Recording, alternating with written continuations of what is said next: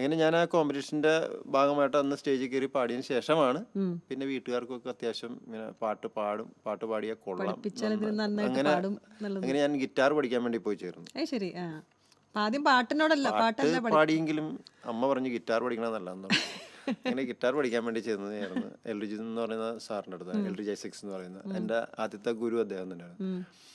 ഇന്നും അത് ഞങ്ങൾ മെയിൻറ്റെയിൻ ചെയ്ത് പോകുന്നു കേട്ടോ. ഇപ്പോഴാണെങ്കിലും ആഴ്ചയിൽ ഒരു പ്രാവശ്യമെങ്കിലും എന്തെങ്കിലും കോൺടാക്റ്റ് ഒക്കെ ഉണ്ട് അങ്ങനെയാണ്. അപ്പോൾ മാഷിൻ്റെ ഒരു ക്ലാസ്സുകളൊക്കെ എന്ന് വെച്ചിട്ടുണ്ടെങ്കിൽ എനിക്ക് ശനിയാഴ്ച ഞായറാഴ്ച കിട്ടുള്ളൂ.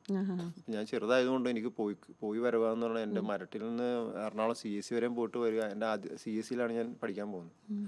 അന്ന് CSEയിൽ പഠിക്കാൻ വേണ്ടി പോയിട്ട് ഇപ്പോഴും ആ CSE ബന്ധം മെയിൻറ്റെയിൻ ചെയ്തു പോകും. അത് ഏകദേശം ഒരു 85 കാലഘട്ടങ്ങളിൽ ഞാൻ പഠിക്കാം, 84 കാലഘട്ടങ്ങളിൽ.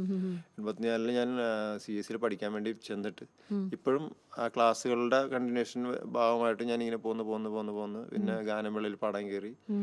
ഇപ്പം അവിടെ കൊയറിൻ്റെ ഇൻചാർജും അവിടുത്തെ വലിയ കൊയറുകളൊക്കെ ഉണ്ട്. അത് വല്ലാർപാടം കൺവെൻഷൻ, പിന്നെ അവിടുത്തെ ഞങ്ങളുടെ വരാപ്പുഴ ദുരൂപതയിലുള്ള വലിയ ഫംഗ്ഷൻസിൻ്റെ കൊയറിന് ഞാനും കെസ്റ്ററും കൂടിയാണ് അത് മെയിൻറ്റെയിൻ ചെയ്തത്. പിന്നെ ഈ ലാസ്റ്റ് ഇയറും ഞങ്ങൾ അങ്ങനെ തന്നെയായിരുന്നു ചെയ്തത്.